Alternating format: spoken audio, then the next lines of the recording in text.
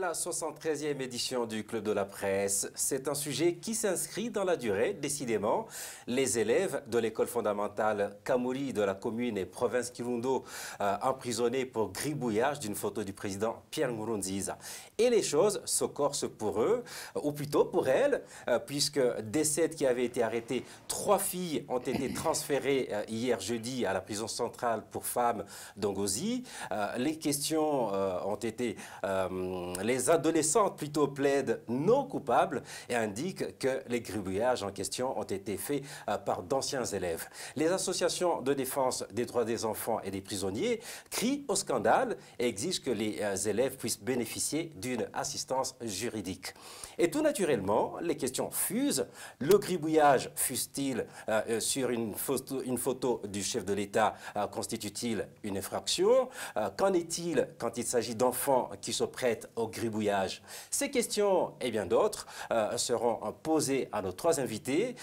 Et je dois dire qu'aujourd'hui, on est plutôt gâtés puisque nous sommes avec 2 dames, chose très rare. Mais ce n'est pas pour minimiser la présence d'un homme, naturellement. On commence par vous, Anne Niouhire. Vous êtes membre du conseil de direction de la radio Nzamba Agate Kakawe. Bonjour. Bonjour. Et puis ensuite vous, Justine Nkurunziza, présidente de la COSO. Mais on ne parle pas aujourd'hui d'élection. Vous êtes là comme parent, comme mère. Bonjour. Bonjour. Et puis, last but not the least, Maître Gustave Nyonzima, avocat. Bonjour. Bonjour Franck. Et bienvenue à tous les 3. Merci. Merci. On commence par vous, Maître Gustave Nyonzima. Le terme gribouillage, est-ce qu'il est inscrit? Est-ce que c'est une infraction dans le code pénal burundais? De prime abord, je commencerai à vous annoncer que le gribouillage n'est pas du tout ni prévu par le code pénal burundais, ni puni par le même code.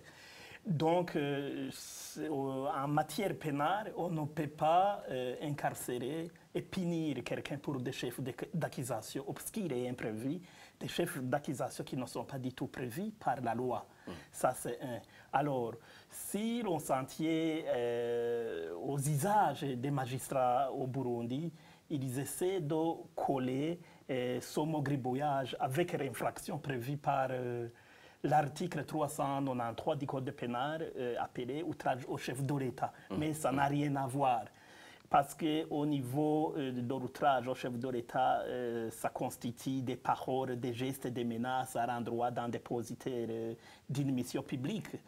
Par exemple, un magistrat, un policier, même le chef de l'État, ça n'a rien à voir. Le gribouillage en soi n'est pas du tout prévu par le Code pénal burundais, ni puni par le même code.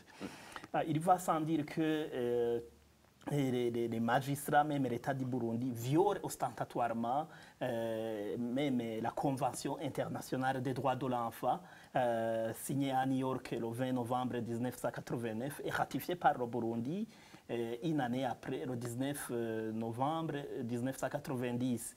Et par après, il y a eu même la ratification du Comité des droits de l'enfant qui est conçu comme un tribunal, signé le 27 février 1991, qui met en application la Convention internationale des droits de l'enfant.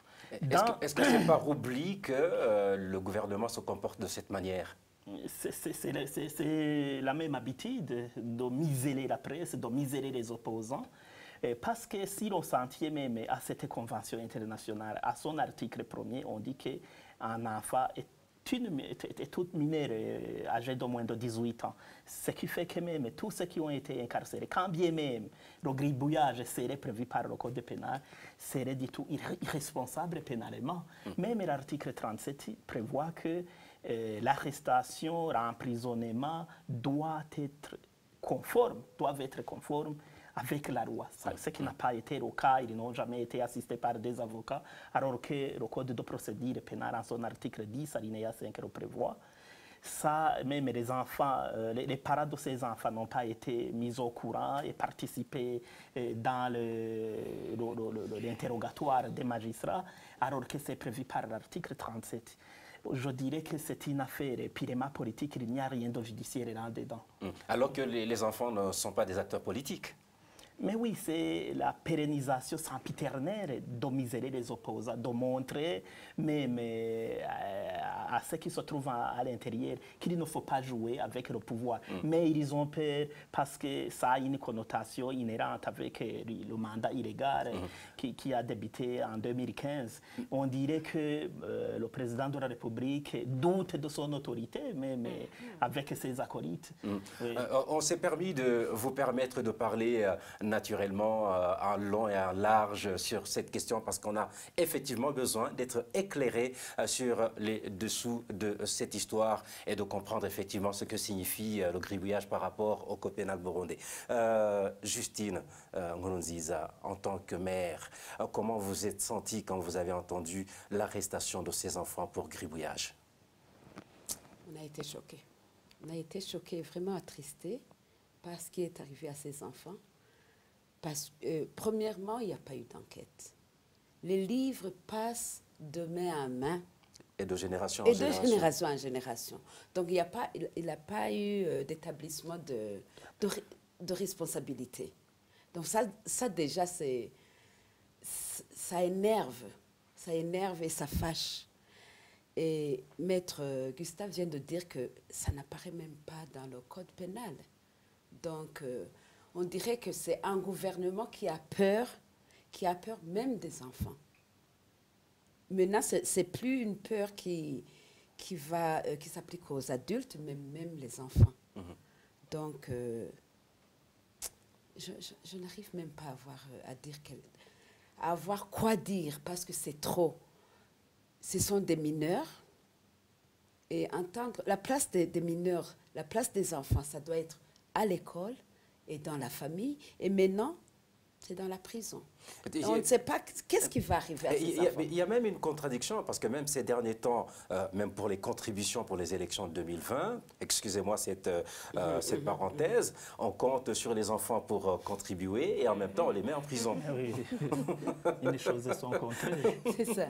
Oui, Annie Ouiré, vous êtes journaliste, les médias se sont saisis de ce cas. Est-ce que vous pensez que ces médias en ont assez parlé?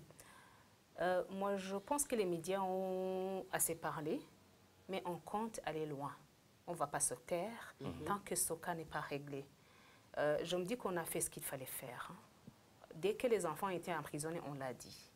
On a voulu savoir ce que dit la loi par rapport à ce cas. On a cherché les experts en matière de droit.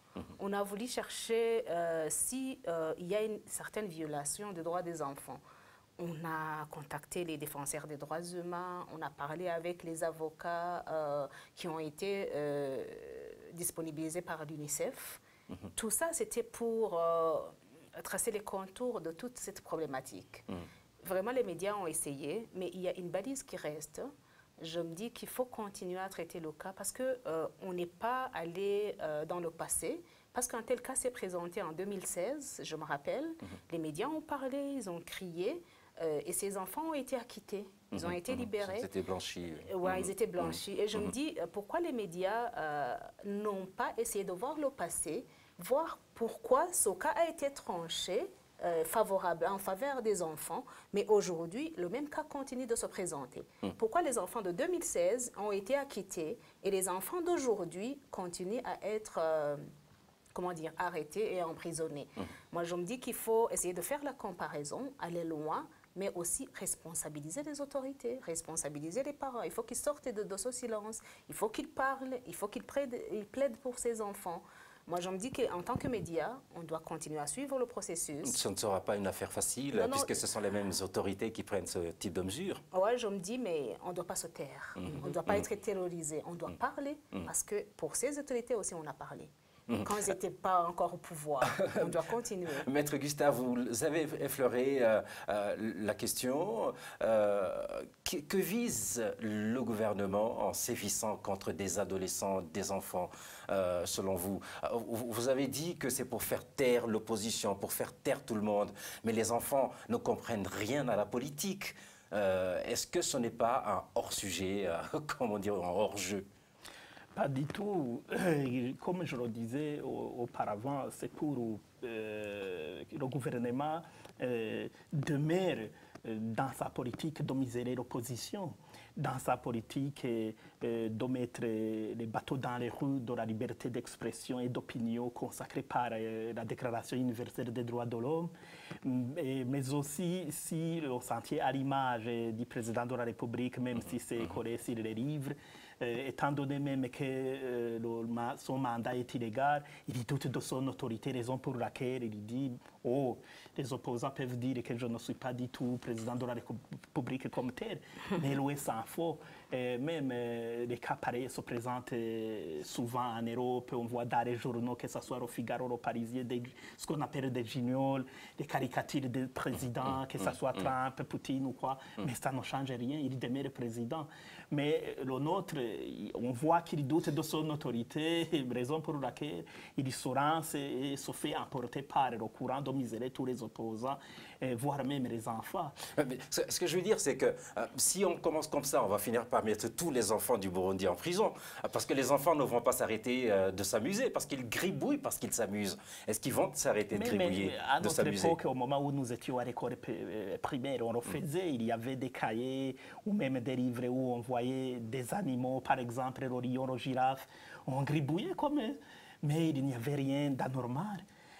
C'est que je dirais que le fait de miser ses enfants pareillement, on voit qu'il doute de son autorité, de son pouvoir, mais aussi il s'expose à des sanctions pouvant être prises par le Comité des droits de l'enfant qui met en application la Convention internationale des droits de l'enfant au cas où ce dernier serait saisi par les avocats de ses enfants.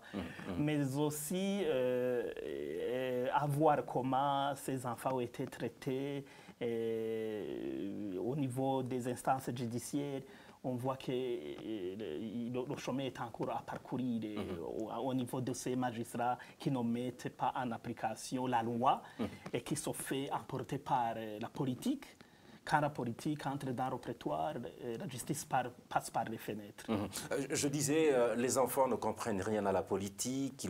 Les adolescentes plaident non coupables, disent que les gribouillages ont été faits par leurs prédécesseurs de la même école. Mais dans le même temps, elles viennent d'être transférées dans une prison pour adultes. Il n'existe visiblement pas de prison pour enfants, rééducation d'enfants au Burundi. Est-ce que cela ne risque pas de toucher le psychique des enfants en général qui entendent cette histoire et celles qui sont concernées en particulier?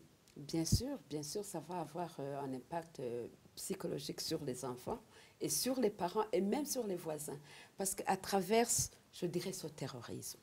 Parce que pour moi, ce n'est pas une justice, mais c'est un terrorisme qui s'étend maintenant sur les enfants en visant les parents. On ne sait jamais, parce qu'il y a quelque chose derrière. On doit se demander, qu'est-ce qu'il y a derrière ça? Sur cet enfant, maintenant, il y a 3 qui sont en prison. Et donc, pour vous, ce n'est pas vraiment de la justice, il y a quelque chose d'autre. Non. La justice, il n'y a pas de justice parce que ça n'existe même pas dans le code pénal. Cette infraction n'existe même pas.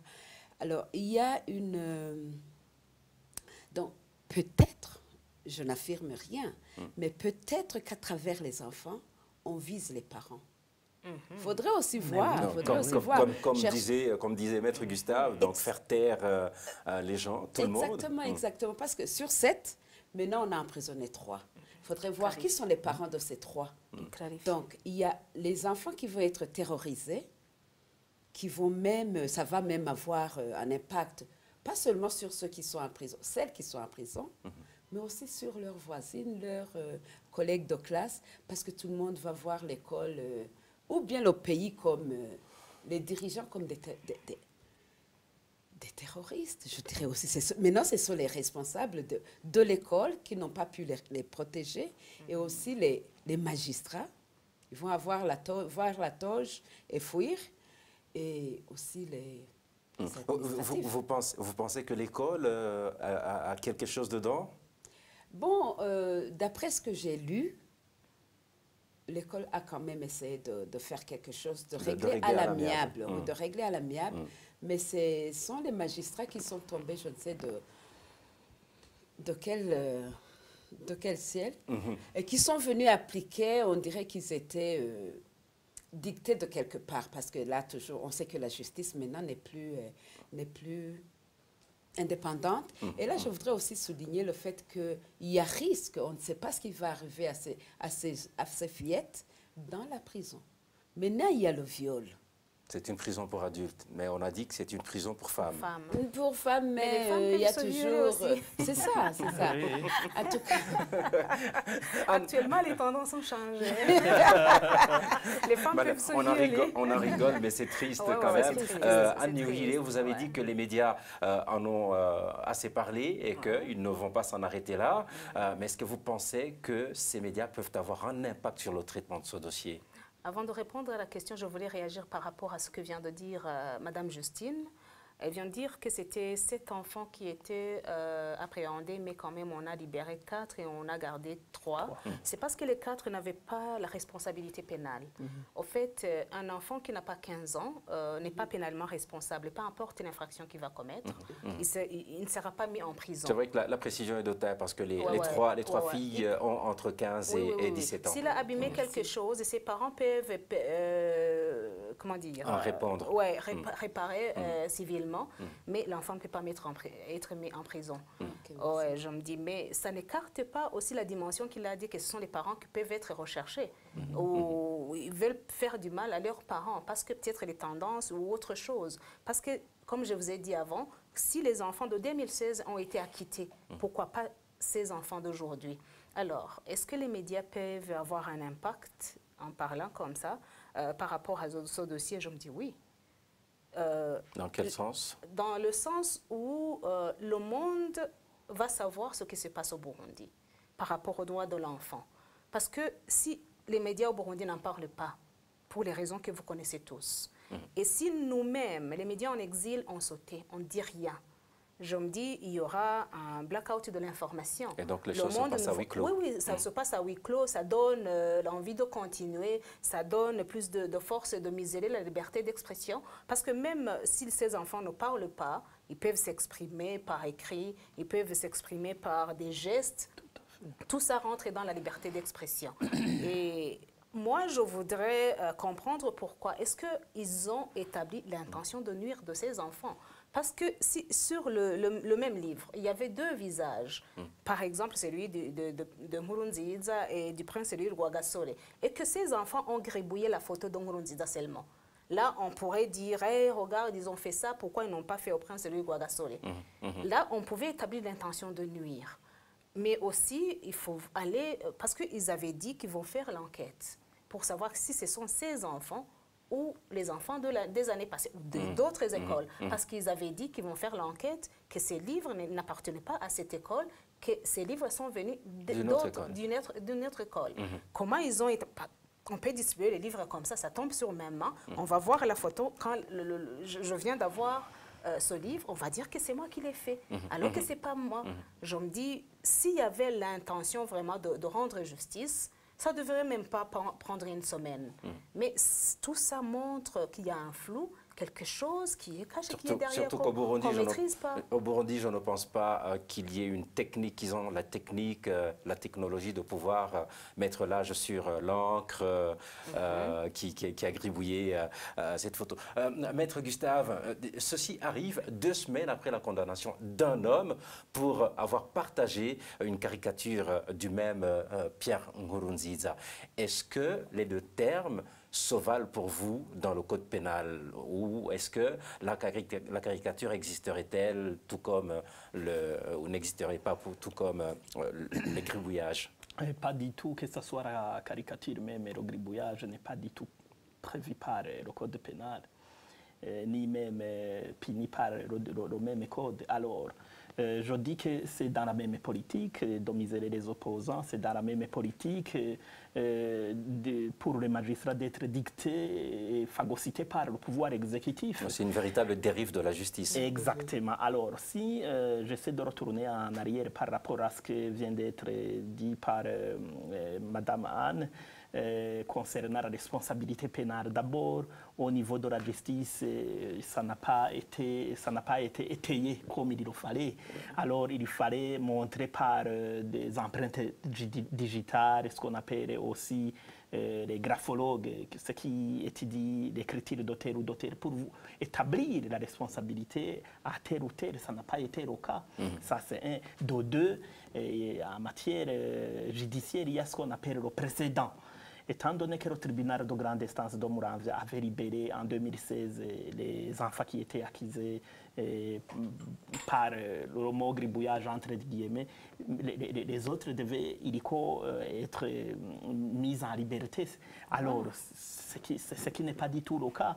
Je dirais comme un pénaliste qui était un enseignant en matière de droit pénal qui s'appelait Émile Garçon qui disait « Je préfère 10 coupables en liberté plutôt que de voir un innocent puni. » C'est vraiment drôle. Alors, je me dis et j'ose espérer que via les associations œuvrant dans les droits de l'homme, dans la défense des droits de l'homme, qu'il y aura une plainte contre l'État du Burundi au niveau du comité des droits de l'enfant qui siège à Genève. Vous êtes avocat, donc ça veut dire que vous avez peut-être beaucoup plus de liberté et que vous allez initier la chose. Je ne suis pas mandaté par... probablement qu'il y en aura d'autres. Si ce n'est pas moi, il y en aura d'autres. Justine, jusque-là, on n'a pas entendu un cri d'alarme ou de détresse des parents du Burundi. Est-ce que cela veut dire qu'ils sont d'accord avec la justice? Non, là, il faut dire qu'il y en a qui se sont exprimés via des tweets, via Facebook. Donc, ça veut dire qu'il y en a qui ont déploré ce fait. Mais parlant des parents qui sont au Burundi, toi-même, tu connais la situation au Burundi, tout le monde est terrorisé. Donc, il y en a qui ont peur de dénoncer ça. Tu as vu des parents qui ont perdu les leurs. Ils se sont exprimés. Il y en a qui ont été tués. Il y en a qui ont été portés disparus. Parce que maintenant, on sait très bien que tu parles, tu t'opposes, tu critiques, tu disparais. Et donc, le silence qu'on observe aujourd'hui... C'est imposé. Un silence imposé. Ça ne veut pas dire qu'il ne dit mot consent. Non. C'est justement la peur que le gouvernement impose. Le terrorisme, j'ose dire le terrorisme, via cette peur imposée au peuple. Dernièrement, parce que ça devient... bon, tout le monde dit qu'il y a la paix à 99%, mais on sait très bien que...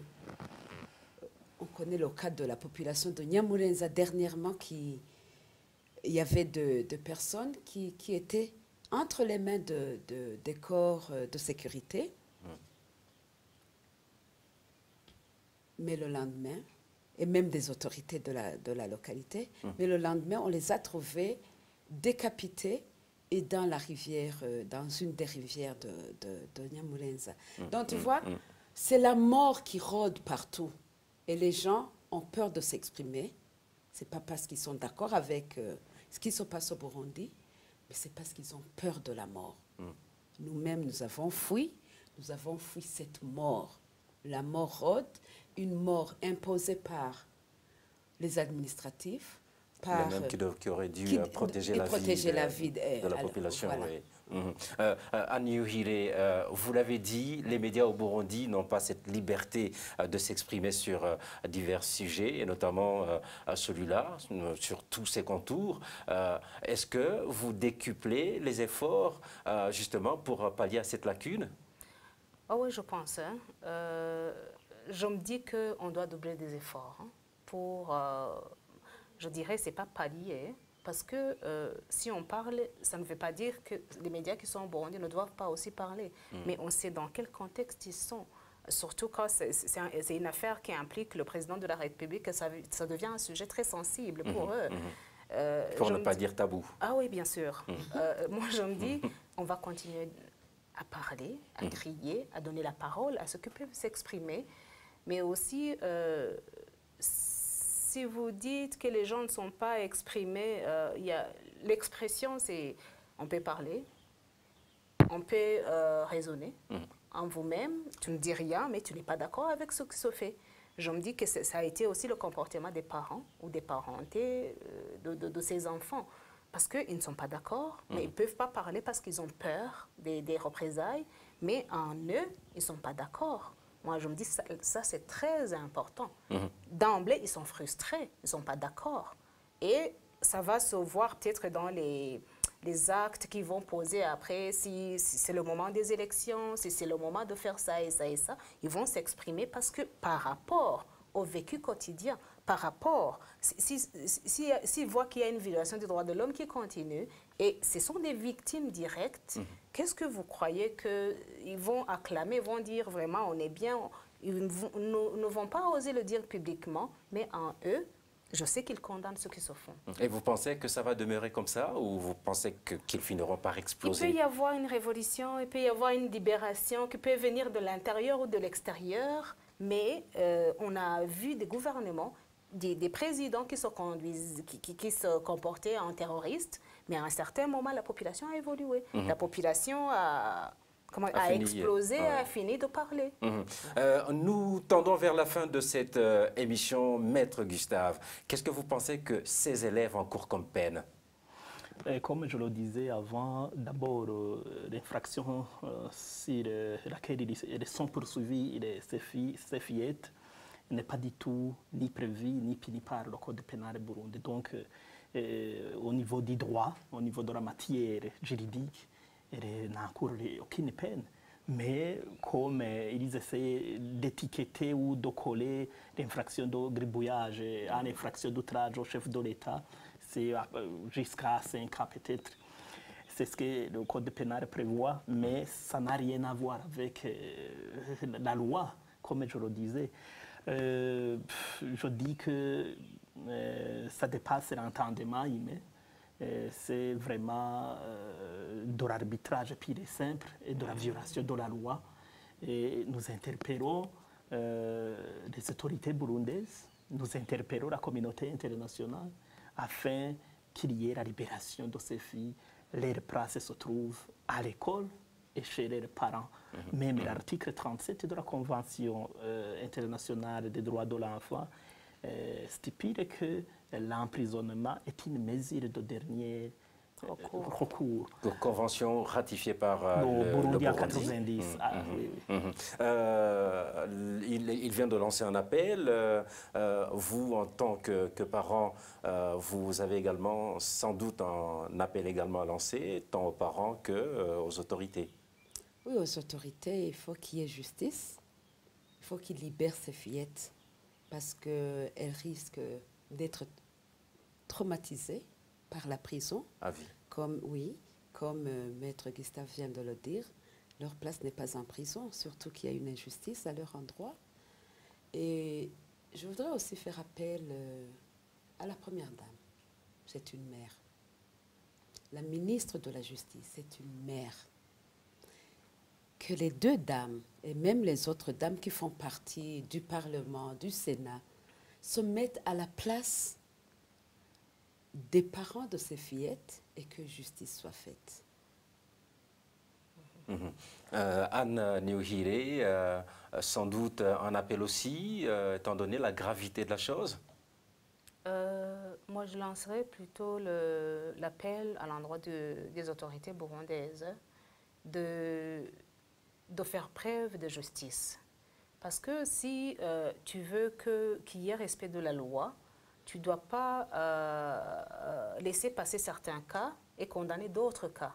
Des gribouillages ont été faits à l'endroit de Mme Mushikiwa Abo, vous vous en rappelez, et de M. Pacifique Ninina Hadzoué, mais il n'y a pas eu saisine d'office pour dire condamner ce comportement anti-loi.